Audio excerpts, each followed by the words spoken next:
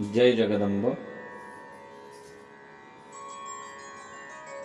ओम नमो नारायणाय सिद्धपुरुषाय ब्रह्मीभूत योगिराज हंसतीर्थ स्वामी महाराजाय नमो नमः। सर्वमंगलमांगल्ये शिवे सर्वार्थसाधिके शरण्ये त्र्यंबके गौरी नारायणी नमोस्तुते।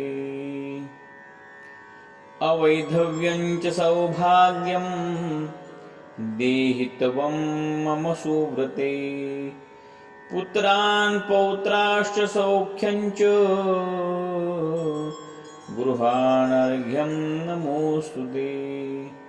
यथा शाखा प्रशाखाभिर्वृद्धोऽसि त्वं महीतले।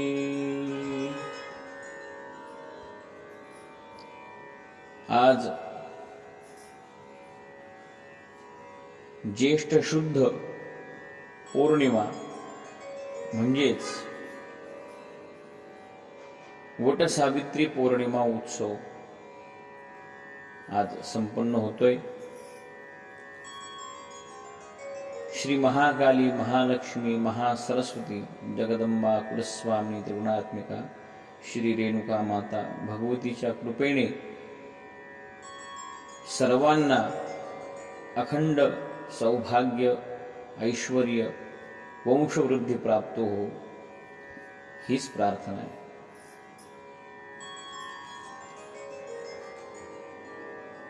वटसावित्री पौर्णिमेचं एक अनन्यसाधारण महत्व आहे। श्रीमद्देवी भागवतामध्ये सावित्री आख्यान सांगितलेले आहे, त्याच्यामध्ये हा सर्व विषय आलेला आहे। सावित्री आख्यानामध्ये हे वट सावित्री पौर्णिमेचं व्रत कसं करावं, परमपूज्य सद्गुरु ब्रह्मीभूत योगीराज हंसतीर्थ स्वामी महाराजांनी जो श्री शक्ती सामर्थ्य ग्रंथ लिहिलाय त्याच्यामध्ये सुद्धा ह्या सावित्री आख्यानाचं, सावित्री व्रताचं महाराजांनी व्रत कसं करावं हे सर्व सांगितलेलं आहे। वट सावित्री पौर्णिमेचं व्रत हे 3 दिवसीय सांगितलंय। ह्या 3 दिवसामध्ये काय काय करावं, आपण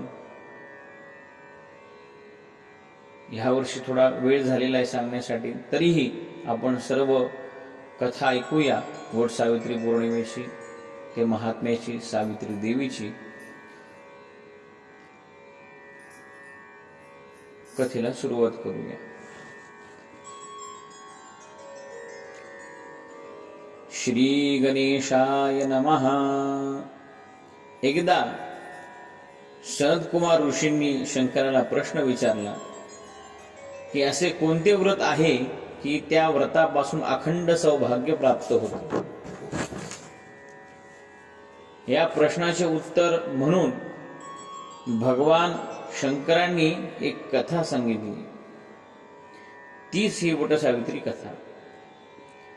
मद्र देशात अश्वपती नावाचा राजा होता। हा महाज्ञानी, धार्मिक होता, पण त्याला संतती नव्हती। सावित्री देवीच्या उपासनेने त्याला एक कन्या होते, तिचे नाव तो राजा वरदा सावित्री असे ठेवतो। यथावकाश सावित्री उपवर झाली म्हणून अश्वपती राजाने तिला आवडेल असा सर्व गुणसंपन्न पती वरण्यास सांगितले। सावित्रीने द्युमत्सेन राजाचा पुत्र सत्यवानास वरले। सत्यवानाचा पिता आंधळा व राज्यभ्रष्ट होता, म्हणून तो आपल्या परिवारासहित अरण्यात राहत होता। पण सत्यवान हा शूर, गुणसंपन्न असला तरी तो अल्पायुषी आहे। आजपासून वर्षाने देह त्याग करील हे देवर्षी नारदांनी अश्वपतीला भाकीत सांगितले होते। अश्वपती राजाने सावित्रीला दुसऱ्या वराची निवड करण्यास सांगितले, खूप समजावले, पण सावित्रीने काही ऐकले नाही. पण सावित्रीने निश्चयपूर्वक सत्यवानाशीच विवाह केला. काही काळ लोटल्यानंतर सावित्रीने नारदांनी सांगितलेले ते भविष्य न विसरता वट सावित्री व्रताचा नियम केला. आपल्या पतीच्या आयुष्याचे 3 दिवस राहिले असून 4था दिवस त्याच्या मरणाचा आहे हे जाणून त्रिरात्र व्रत केले. 4थ्या दिवशी व्रताची समाप्ती केली. त्याच दिवशी सत्यवानाबरोबर सावित्री अरण्यात गेली. लाकडे तोडून झाल्यावर सत्यवानाला अतिश्रमाने ग्लानी आली आणि म्हणून सत्यवान एका वडाच्या झाडाखाली सावित्रीच्या मांडीवर डोके ठेवून झोपला. थोड्याच वेळात सत्यवानाचे प्राण नेण्यासाठी यमधर्मराज स्वतः तिथे आले. सावित्रीने त्याला ओळखले व नमस्कार केला. सत्यवानाचे प्राण घेऊन यम जाऊ लागले तेव्हा सावित्री ही दुःखित होऊन यमाच्या मागे जाऊ लागली. यमाने तिला परत जायला सांगितले. यमाचे शब्द ऐकून सावित्रीने पतिनिष्ठा, कर्तव्य, पतिव्रतेच्या भावना याचे विद्वत्तापूर्वक विवेचन केले. तिची ही वाणी ऐकून यमधर्मराज प्रसन्न झाले. यमाने तिला पतीच्या प्राणाशिवाय काहीही मागायला सांगितले. तेव्हा सावित्रीने आपल्या सासऱ्यांची दृष्टी परत मिळावी असा वर मागितला. यमधर्मराजाने तथास्तु म्हणले. त्यामुळे दिव्य शक्तीने सावित्रीच्या सासऱ्यांना दृष्टी लाभ झाला. तरी सुद्धा सावित्री यमाच्या मागे चालत राहिली. यमाने पुन्हा तिला सांगितले की हे देवी, तुला या चालण्याचे श्रम होतील तेव्हा तू परत जा. तेव्हा सावित्री म्हणाली की पतीच्या सान्निध्यात असताना श्रम कोणते? ज्या मार्गाने माझा पती जाईल तेथेच मला गेले पाहिजे. हे तिचे बोलणे ऐकून व पतिनिष्ठा पाहून यमाने तिला दुसरा वर मागायला सांगितले. तिने आपल्या राज्यभ्रष्ट सासऱ्याचे राज्य परत मागितले. त्यामुळे तिच्या सासऱ्यांचे राज्य त्यांना परत मिळाले. दूर अंतरापर्यंत सावित्री यमापाठी मागून चालू लागली. चालती राहिली. वाटेत तिने यमाला सत्पुरुषांच्या सनातन धर्मासंबंधित सांगितले. हे ऐकून यमधर्मराजाने तिला सत्यवानाच्या प्राणाशिवाय 3रा वर मागायला सांगितला. सावित्रीने आपल्या निपुत्रिक पित्याला पुत्र लाभ होण्याचा वर मागितला. सावित्री यमाच्या पाठोपाठ चालतच आहे. वाटेत ती यमधर्मराजाला सांगते की तुम्ही साक्षात सूर्याचे पुत्र आहात. स्वधर्माने तुम्ही प्रजा चालवता म्हणून तुम्ही धर्मराज ओळखले जाता. हे शुद्ध वचन ऐकून यमधर्मराज संतुष्ट झाले व तिला सत्यवानाच्या प्राणाशिवाय 4था वर मागायला सांगितला. तेव्हा सावित्रीने सत्यवानाला 100 पुत्र व्हावेत व पतिकुळ वृद्धिंगत व्हावे असा वर मागितला.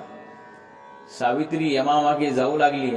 वाटेत तिने यमाला साधूंच्या वृत्तीविषयी, सत्पुरुषांच्या गुणाविषयी, त्यांच्या परोपकाराविषयी सांगितले. यमधर्मराजाने तिच्या ह्या बोलण्याने संतुष्ट होऊन एक अप्रतिम वर मागायला सांगितला. तेव्हा सावित्री म्हणाली, हे यमधर्मराज, मला स्वर्ग सुख नकोय, कुठलंही सुख नकोय. पतीशिवाय मला कशातच सुख मिळणार नाही. तुझे वचन खरे ठरण्यासाठी, सत्यवानाला 100 पुत्र होण्यासाठी त्याचे प्राण परत करा अशी मी प्रार्थना करते आणि नमस्कार केलाय. शेवटी यमधर्मराजाने सत्यवानाचे प्राण सावित्रीला परत केले.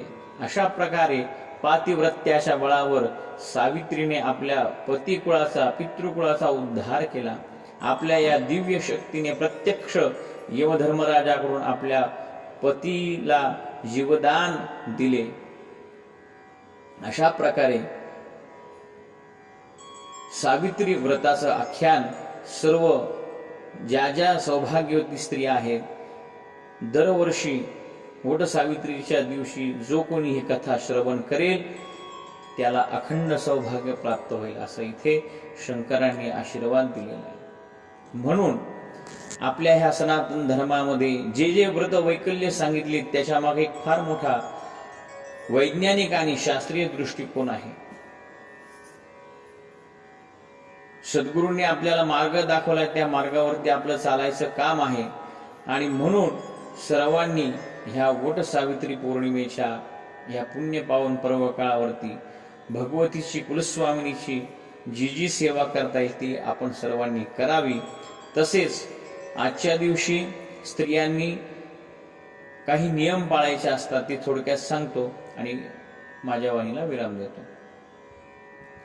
सर्वप्रथम सौभाग्यवती स्त्रियांनी सकाळी लवकर उठायचे, स्नान करायचे, शुद्ध वस्त्र परिधान करायचे. मौन सांगितलेलं आहे पूजा होईपर्यंत. आजच्या दिवशी उपवास करायचे स्त्रियांनी आणि हे करत असताना वटवृक्षाची, त्या महान वृक्षाची पूजा करायची. पूजा पंचामृत पूजा सांगितलेली आहे. पंचामृत पूजा म्हणजे पाणी, अर्घ्य, पंचामृत, शुद्धोदक, गंध, हळदी, कुंकू, अक्षदा, अत्तर, धूप, दीप, नैवेद्य, वस्त्रमाळा सांगितलेल्या अर्पण करण्यासाठी. सुंदर फुलं व्हायची. अशा प्रकारे पूजन करायचे. त्यानंतर आम्रफल अर्पण करण्याचा आजचा फार महत्वाचा दिवस आहे. तर गहू आणि आंब्याची ओटी भरायची वटवृक्षाखाली आणि वटवृक्षाला दोरक बंधन करून प्रदक्षिणा मारून तो विधी पूर्ण करायचा. अशा प्रकारे वटसावित्री पौर्णिमेचा ज्या स्त्रिया व्रत करतात त्यांना निश्चित सौभाग्य, लक्ष्मी, ऐश्वर्य प्राप्त होते, मनोकामना पूर्ण होत आहेत. म्हणून श्रद्धेने हे व्रत करायचं. काही आपल्या समाजामध्ये ह्या व्रताची टिंगल उडवल्या जाते किंवा त्याचा उपहास केला जातो की वडाची पूजा केली म्हणजे हाच नवरा 7 जन्म मिळणार आहे, कशाला पाहिजे हा 7 जन्म नवरा, अशा अनेक प्रकारचे उपहास केला जातो. पण ह्याच्या मागे असं कुठलंही कारण नाहीये. फक्त आणि फक्त आपल्याला महत पुण्याने काहीतरी आपलं मागच्या जन्मीचं पुण्य आहे म्हणून आपल्याला हा मनुष्य देह प्राप्त झालेला आहे सद्गुरू भगवतीच्या कृपेने. ह्या जन्माचं सार्थक करून घ्यावं. पुढचे 7 जन्म कसे मिळतील, काय मिळतील माहिती नाही, पण आज आणि आता जे सद्गुरूंनी भगवतीच्या कृपेने आपल्याला हा मनुष्य देह प्राप्त झालेला आहे त्याचं सार्थक करण्यासाठी हे व्रत वैकल्य सर्वांनी करायचे आणि भगवतीला प्रार्थना करायची आमच्या सर्व मनोकामना पूर्ण होऊ दे. सर्व भक्तांना, महिला भक्तांना वटसावित्रीच्या पूजनाच्या खूप खूप शुभेच्छा आणि ह्या व्रताचं सर्वांनी पालन करावं. जय जगदंब. सर्वमंगल मांगल्ये शिवे सर्वार्थ साधिके शरण्ये त्र्यंबके गौरी नारायणी नमोस्तुते. देहि सौभाग्यम आरोग्यम देहि देवी परमं सुखम रूपं देहि जयं देहि यशो देहि द्विषो जहि पुत्रान् देहि धनं देहि सर्वकामांश देहि मे रूपं देहि जयं देहि यशो देहि द्विषो जहि. जय जगदंब.